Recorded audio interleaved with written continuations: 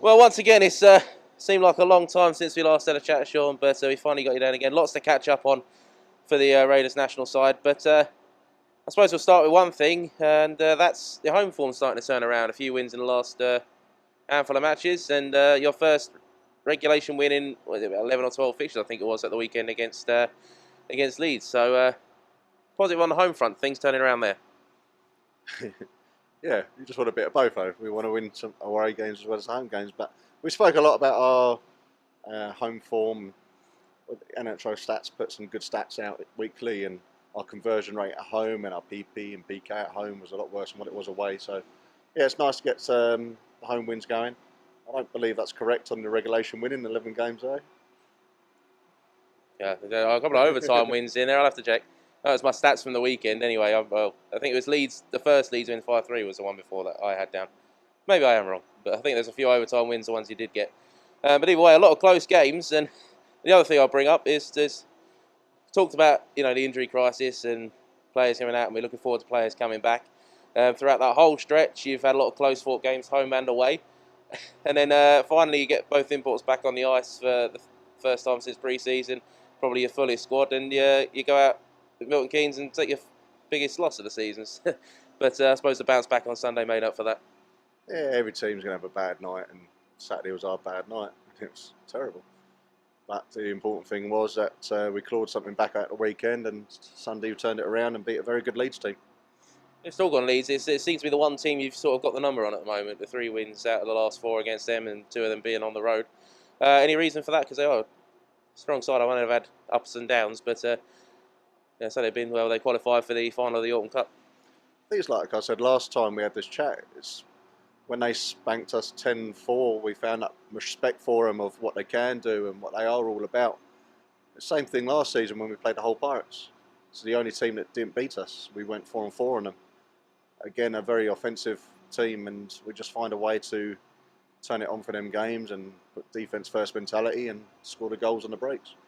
And goals quite important as well as a part of that long stretch. Another stats in there is a long stretch of just not being able to score. I think it was more than 3 goals in a game for a bit of a stretch. Yeah, six on Sunday night. Yeah, you got guys coming back and getting back on the score sheet. Rio hasn't quite found a score sheet since coming back from the second injury, and Lucas seeming to finally feeling like his old self again with a hat trick. Yeah, it's going to take anyone that's coming back from an injury like Eric, Rio, Lucas. They all had a couple of months off, and it's always that feeling period again. It's like starting the season afresh. It's going to take them a couple of weeks to get match fitness back up and match sharpness. But yeah, I mean, Lucas popping in 3 on Sunday shows that he's back to where he should be and back fully fit. Eric's finding his feet still. He's had 8 weeks off, and it was his first weekend back. So once everyone's firing, and we do eventually get everyone back, because every time someone returns, someone goes again, we'll be fine. Now, just looking ahead over the coming weeks, is no real Christmas break for you guys. It's not something that's new to this sort of level. A lot of teams have played over Christmas before, but the Raiders not particularly doing one. Maybe if there's particular weekend games, not playing a midweek sort of games over the festive season. That's a fairly new challenge for some of the guys. How are you looking to approach that? It's hard, like midweek games. Everyone in our team still works, so they're having to book holidays, or there's some guys that can't even get holiday booked for the Sheffield away game. So we're missing guys for that already, and it's tough. It's not the EPL of past where it was kind of some fully professional players and some semi-professional. All our guys work, so it's tough. But I'm happy that we haven't got a break over Christmas, and we keep our momentum going. We're keeping the game feet going. We're going to play more games than what we're going to train over Christmas, which is good. So I'm happy that we're able to keep going and not have that little break where we're going to come back and have to find our feet again. And a couple of those blocks against sort of home and away back to back against the same team, so maybe that helps with the sort of the planning and focusing the attention on sort of how you're going to attack one team.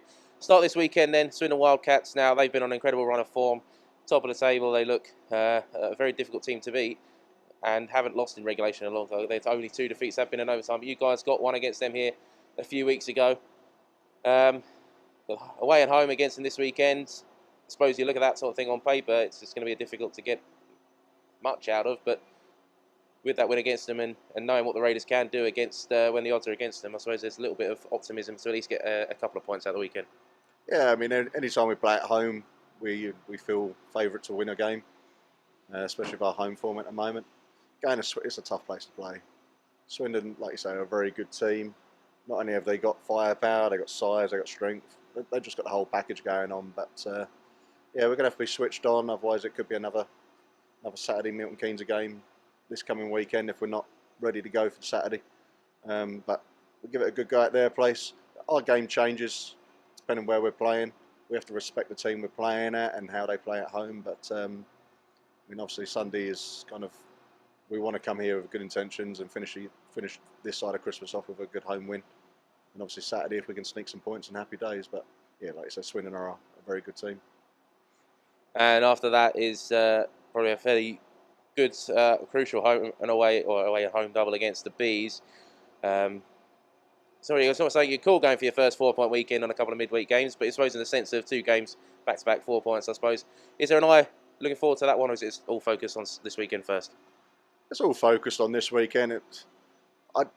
Last year when we was in that playoff battle with Bracknell, I don't think it was going to come down to the games against each other, because every time we pulled off a big win up in Telford or something, Bracknell pulled off a big win up in Hull, and we've got to find a bit of form and we've got to consistently be picking up points.